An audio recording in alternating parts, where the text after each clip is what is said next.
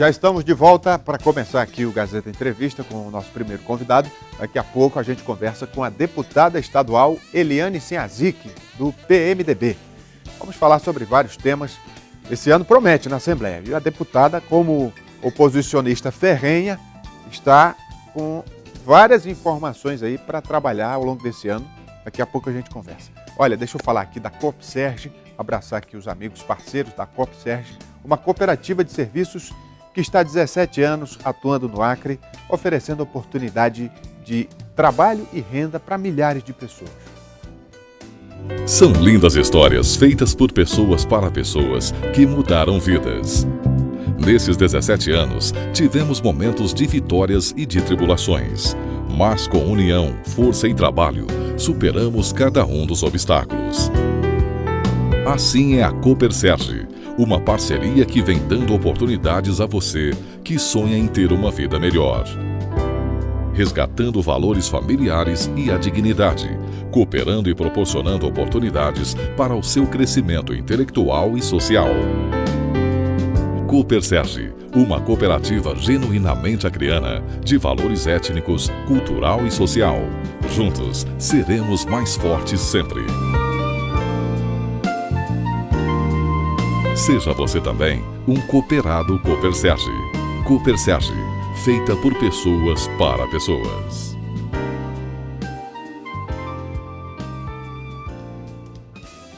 Muito bem, convidar aqui a deputada Eliane Sinhazic, minha primeira entrevistada. Por favor, deputada, boa noite. Boa noite, tudo bem? Como sempre, muito elegante. Obrigada, tá friozinho hoje, Pois é, né? Mudou a temperatura, né? Agradabilíssima.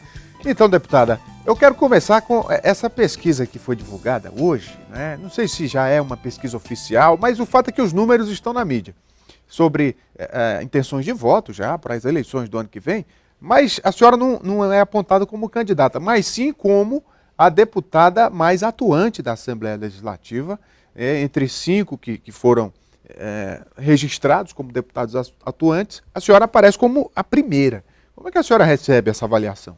Isso é fruto de um trabalho que a gente vem desenvolvendo desde o início do nosso mandato, né? Temos trabalhado muito com várias frentes de atuação e isso é um reflexo daquilo que a gente vem plantando. A gente vem plantando muito trabalho e, obviamente, as pessoas estão observando quem mais trabalha, quem é mais atuante, quem levanta bandeiras e que luta para que os serviços públicos sejam melhorados para a população. É apenas um reflexo do trabalho que a gente vem desenvolvendo. Agora, essa atuação e esse reconhecimento gera também muitas críticas de seus adversários. Por exemplo, semana passada eu ouvia comentários de que a senhora tem sido uma deputada muito paroquial, que está cuidando de problemas muito localizados, por exemplo, aquela questão da cozinha do hospital, né, que foi levantada pela senhora. A cozinha do hospital não é uma questão paroquial, é um hospital estadual, é o maior hospital que nós temos no nosso estado, que é a cozinha do pronto-socorro. O UERB é o maior hospital. Como é que é uma questão paroquial? Ali, o hospital recebe pacientes de todo o estado, inclusive de outros países.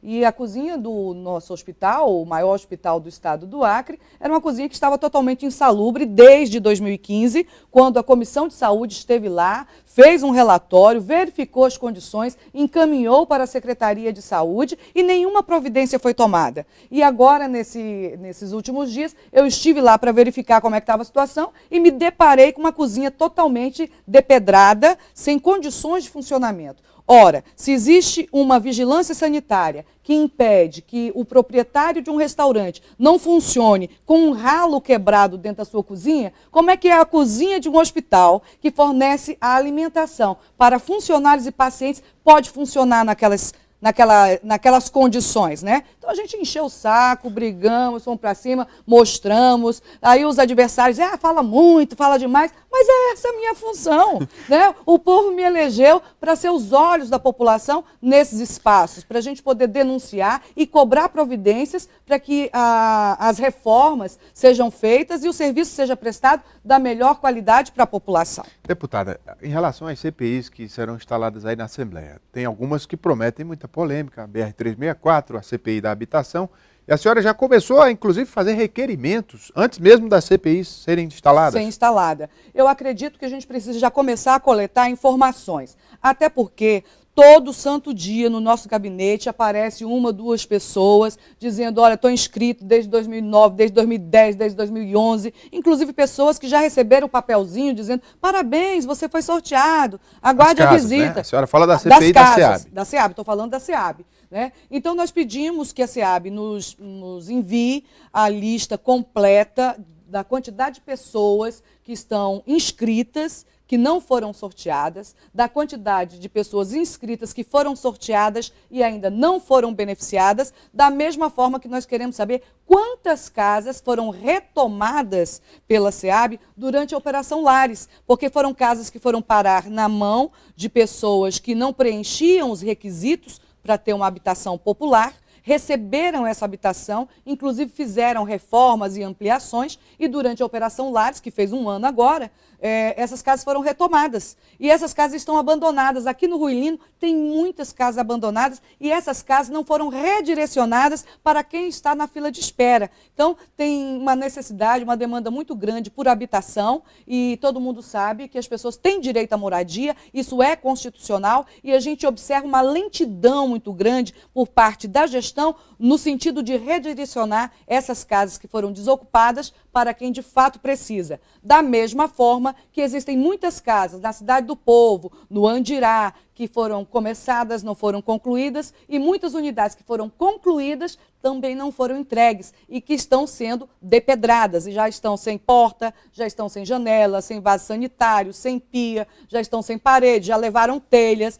Então isso é dinheiro público jogado fora, Deputado, enquanto as pessoas precisam de moradia. Em relação a essa CPI, que vai investigar aquele escândalo de direcionamento de casas, a senhora acha que a Assembleia Legislativa fará mais do que a Polícia Civil, o Ministério Público, os órgãos de fiscalização e controle, como uma CPI? A Comissão Parlamentar de Inquérito, ela tem inclusive poder de polícia, né? É uma comissão muito firme, que tem poderes, inclusive, de colocar na cadeia quem pegou e se beneficiou indevidamente dessas unidades habitacionais. Eu acredito que nós vamos fazer um trabalho investigativo muito mais aprofundado e a gente precisa que o prejuízo que essas pessoas que redirecionaram essas casas para quem não precisa, esse prejuízo precisa ser ressarcido de alguma forma. A gente precisa fazer isso andar, precisa fazer funcionar. E você está vendo aí, Rogério, que no Brasil inteiro, essa questão da corrupção ela está sendo combatida muito eficazmente. Né? Muita gente que a gente achava que jamais iria parar atrás das grades, pessoas poderosas, estão atrás das grades sim. Então, a gente está vivendo um novo momento no Brasil, onde esse tipo de corrupção, esse tipo de atitude, esse tipo de benefício indevido, ele está sendo cobrado de forma eficiente, e aqui no Acre não pode ser diferente. Em relação às eleições do ano que vem, não vai ficar muito próximo? Não pode ser usada politicamente essa CPI, deputada? Eu acho que a gente precisa esclarecer quem foi que se beneficiou, quem foi que se locupletou do desvio, do descaminho dessas casas. Politicamente, quem for podre que se quebre, né? E a gente pensa que o que a gente precisa mesmo é identificar as pessoas que fraudaram essa distribuição das casas, a gente precisa identificar o prejuízo que foi causado e a gente precisa fazer com que essas pessoas que causaram esse prejuízo paguem por ele. Deputada, a senhora voltou com o seu programa no rádio, Isso! Na Rádio Gazeta. Rádio Gazeta FM. E como é que tem sido essa volta? Eu vi comentários também, deputada, de que a senhora aproveitou que tem eleição ano que vem e disse, não, aqui eu vou começar a me articular, falar com o povo. Adversário político fala o que quer, né, meu amigo? O fato é que o rádio é um grande veículo de comunicação, passei 25 anos no rádio, tive que me afastar por questões políticas em abril de 2013 e agora a gente entende que é o momento de voltar porque houve uma pacificação política, digamos assim, por parte da direção da emissora com o Estado, né?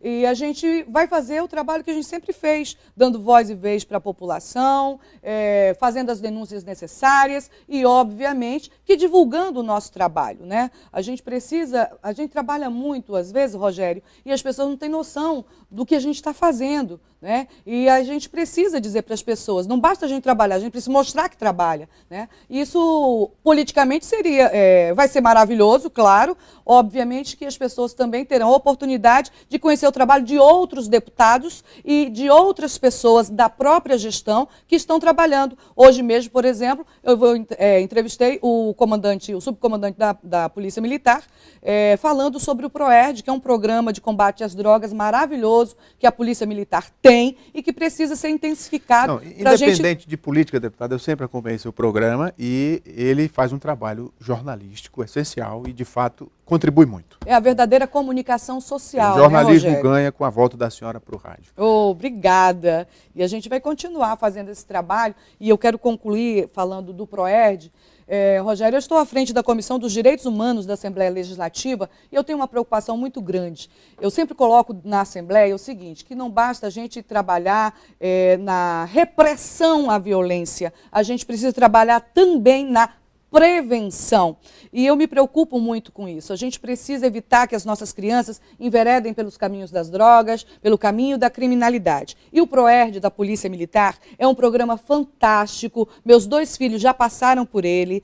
Mais de 140 mil crianças já passaram por ele nesses últimos 18 anos de existência. Nós homenageamos o PROERD hoje na Assembleia por conta desses 18 anos de atividade e a gente quer incrementar. Nós estamos trabalhando para que o PROERD tenha mais policiais militares trabalhando na instrução dessas crianças. Hoje só são 18 policiais militares envolvidos nesse programa. A gente precisa ampliar esse número. A gente também tem feito contato com o Tribunal de Justiça para que as penas pecuniárias, as penas que são pagas em dinheiro, seja destinado ao PROERD, porque é necessário ter recursos para a camiseta, para o boné, para a cartilha, para o certificado, para a locomoção dos instrutores até as escolas. Esse programa precisa ter esse reforço, porque dessa forma nós vamos evitar que futuramente a gente continue vendo os nossos jovens e adolescentes atrás das grades. Agora mesmo, um garoto de 16 anos foi estrangulado dentro de uma cela na pousada do menor.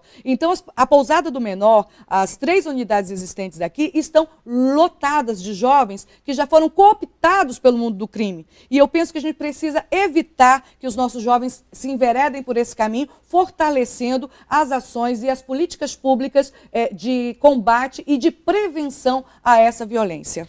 Muito bem, muito obrigado, deputada Eliane Sinhazique. Já acabou, deputada. Oh, meu Deus. Por isso que eu falo rápido, gente, que é para poder dar o maior número possível de informações. O Gazeta Entrevista faz intervalo, a gente volta já. Obrigada.